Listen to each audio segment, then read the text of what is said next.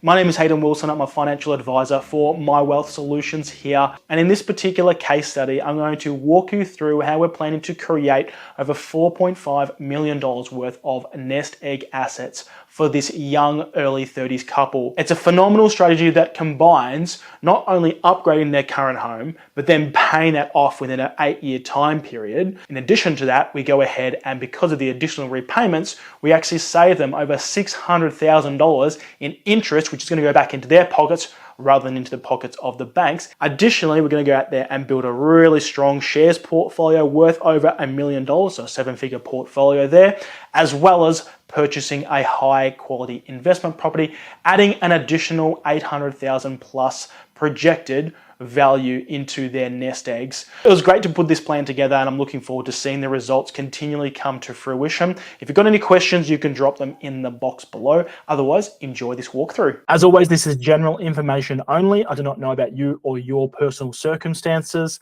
so please reach out to a professional if you would like help with your individual situation. So here's our current picture. So we've got a couple, they're in their early 30s, so 31 and 32, a household income of around about $268,000.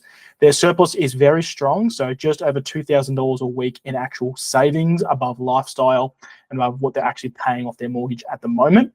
Superannuations around about 90,000 and 106, so pretty similar there. So they've got a fair chunk of cash inside their offset at the moment as well with $107,000. This is what the balance sheet looks like. They've got a home worth around $650,000 with a $388,000 mortgage.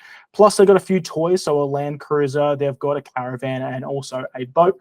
So they like to do outdoorsy type things. They've also got their superannuations as above, and then as I mentioned, a fair bit of cash sitting in that offset. The key drivers for this couple were they don't want to work forever. So they're working really hard now. One member of the couple works FIFO, so he's flying in, flying out, working inside of the mines, but that can take its toll on the body and also on the family unit. One member is also the female, she's also pregnant at the moment. So we really wanted to be able to have a plan that would work so we can start to spend a bit more time with the kids moving forward into their 40s and early 50s, which is long-term thinking, but that's what a real wealth plan actually requires. The second driver was they wanted to get their spare cash working for them without risking it. So one member of the couple was very risk averse and didn't want to gamble the money away. So we needed to make sure that the strategies that we put into place actually linked in with a bit of flexibility and were also appropriate for the individual's behavior and stage at life. Another driver for this couple is they're also soon to be parents, which is very exciting. Now they've gone down the IVF route, which is very expensive.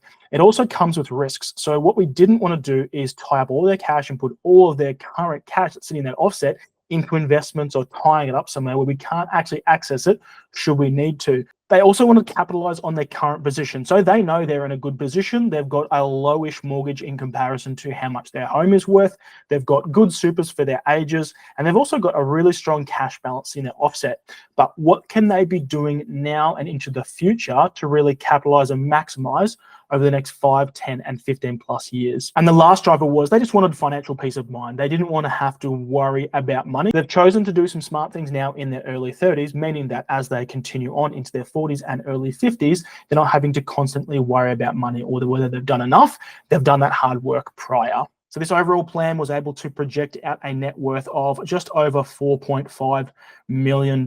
We've also got 2 fully paid off properties, one of those being an investment property and the other is an upgraded home. So I'm going to take you through how we've actually taken the current home, built upon that, and then gone over there and upgraded to the dream home that the family wants, whilst also getting a second property for further wealth creation. It's a really cool strategy. I'll take you through the exact numbers of what that looks like.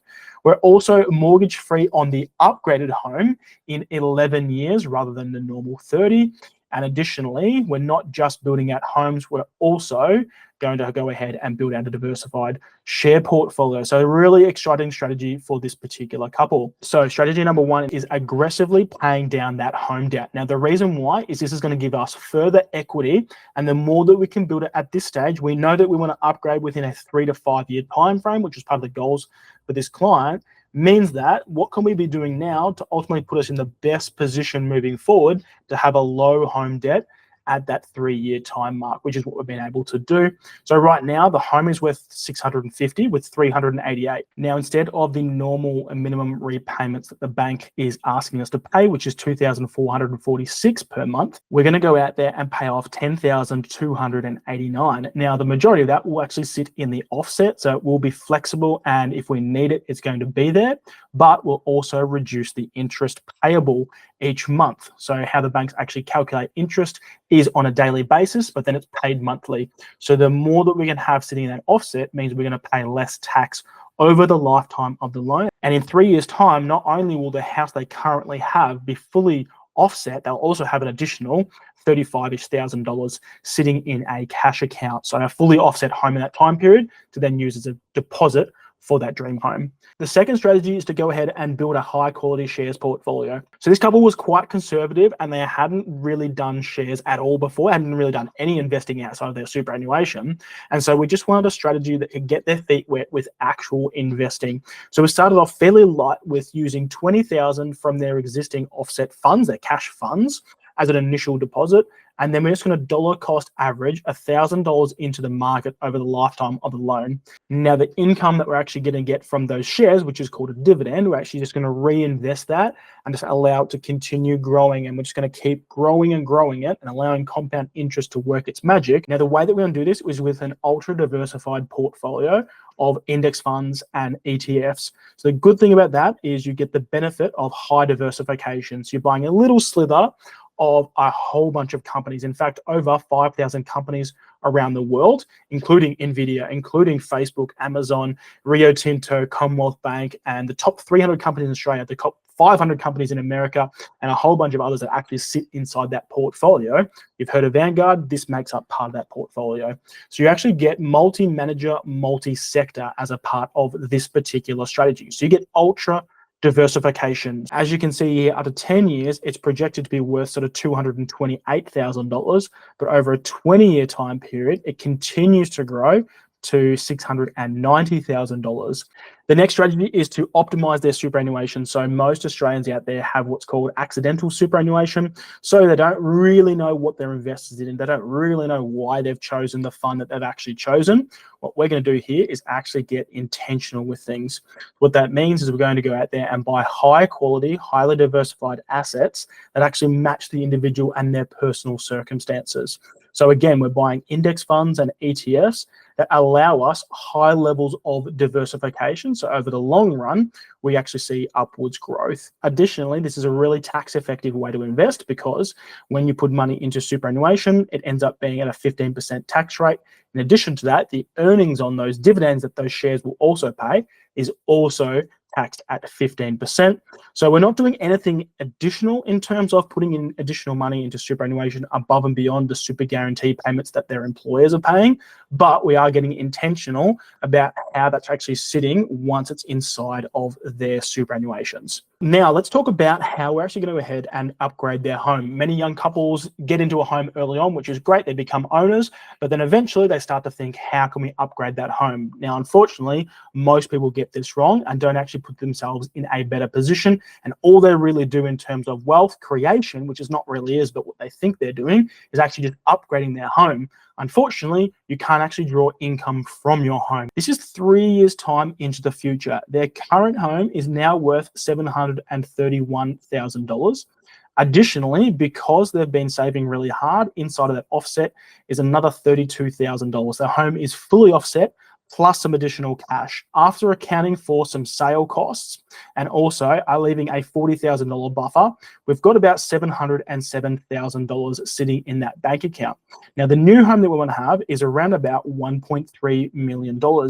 So we take off a few buying costs of stamp duty and transfer duties and also government buying costs, meaning just under sort of $55,000 there, means that our deposit on our new home is going to be $652,000. So a really healthy deposit that we're putting down on that new home, which means that our loan is now $647,500. Now, off the back of this is that does mean that the minimum repayments are actually going to be increased. So now they're sitting at just under $4,000, which means that now our disposable income is actually going to be lower, which means instead of having 2,097 of surplus funds, it's down to now 1,763, which is still very strong. It just means that this is the numbers that we actually have to work with, which is good news because we've upgraded the home and we still have a healthy surplus. Now, at the same time, because a home in itself isn't actually a wealth creation vehicle, we've got the shares working, but it's not going to be enough to achieve our goals. So what we're going to do out there with a really healthy surplus is we're going to go out there and buy a high quality investment property. Now, this is going to be good for a couple of reasons. The first is that we're going to go ahead and actually diversify that wealth. So we've got a home that we live in. We've also got the shares plan that's working. We've got our superannuation, but now how can we utilize property? Australians love property, and that's for good reason, because when you buy high quality property, what the statistics have shown is that that capital growth piece allows us to really draw out some wealth from that. It's also a growth-based asset. So yes, there is some taxation benefits for doing this strategy, but that's not what we're focused on here. And I'll take you through what that actually looks like. But the predominant thing that we're looking for here is for high capital appreciation over time. It's going to hold this for a minimum of 10 to 15 years, and then we'll be able to decide what we actually want to do with the property. Now, if we look at some of the numbers here, we've said that we're going to go out there and buy a $900,000 property. So the buying cost we've estimated around about $35,000. Now, this property is going to be 100% geared, which means that we're taking a certain portion as security against their existing home. Additionally, what we're going to do is then take the remainder and have it held as security against this particular property, which means that 100% of the debt is then going to go ahead and be tax deductible because it's for investing based purposes. So we've said this property will bring in around about $800 per week in rent, which means that the property income, we account for a little bit of vacancy rates, ends up being around $40,000 per year. Now, the interest, the maintenance, just the property costs, which are tax deductible, are going to sit at around $69,000, which means this house is what they call negatively geared, which means we're actually able to reduce our taxable income by $29,000 each year, which is icing on top because we're not buying for taxation purposes. It's great. It's a benefit of doing so. What we're really looking for here when we're buying high quality property is capital appreciation.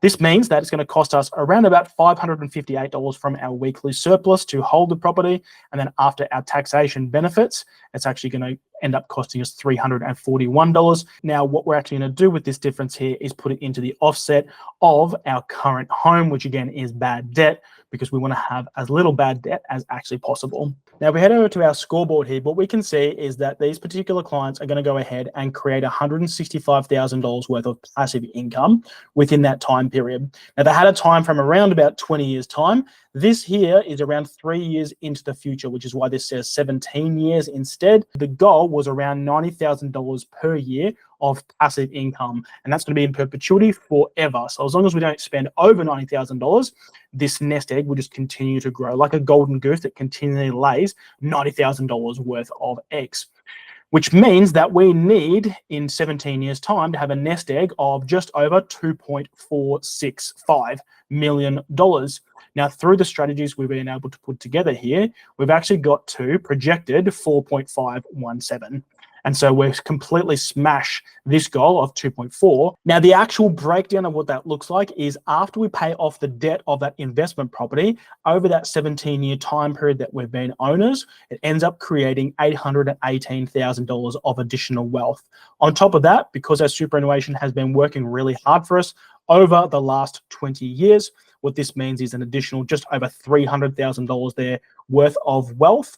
On top of that, we've paid that home off. Now, remember, this is 3 years into the future. So while this says year 8, the actual numbers are in year 11 since starting the actual plan. So 11 years to not only pay off one home, but then to pay off a second home that's upgraded higher in value is actually an incredible effort and a testament to the client's money management system and also the strategies that we're putting in place. The next thing is once that home is paid off, we're then going to go ahead and juice up a shares plan strategy even further, which adds an extra just under sort of $500,000 worth of projected value there.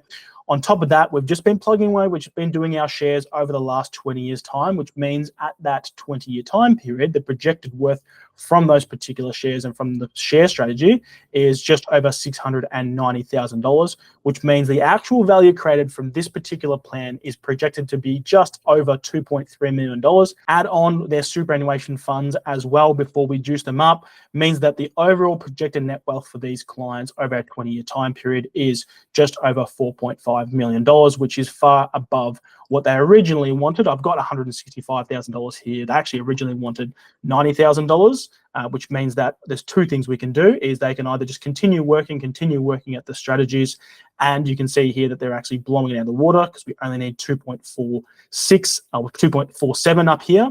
We're actually getting 4.5. So the other lever that we can actually pull on is to then help them retire earlier, which means we're probably in a position we can actually retire in, it's going to be 13 years time because it's 3 years before we pull up this one, but that's 13 years time. They can actually go ahead and retire. They'll have a fully paid off home. They'll have an investment property, and they'll be able to forever continue to draw out $90,000 from that portfolio without actually drawing down on that capital, which is what we call true financial freedom. So what you've just seen is a condensed version of a 90-minute wealth strategy session. What we do in these meetings is get really clear on where you are, where you would like to be, so understanding more about you, your goals, and what you'd actually like to go ahead and achieve. And then we bridge the gap between those two through some smart wealth creation strategies. So if you would love to take the first step towards a stronger financial future, you can claim your free wealth strategy session today. So I run about 5 of these each week, and they do fill up quite fast. So if you would like to claim your spot, click the link below, book something in the diary, and we'll be in contact very shortly to see your suitability and if we can help you. All right, thanks very much for watching. Any questions, you can drop them below.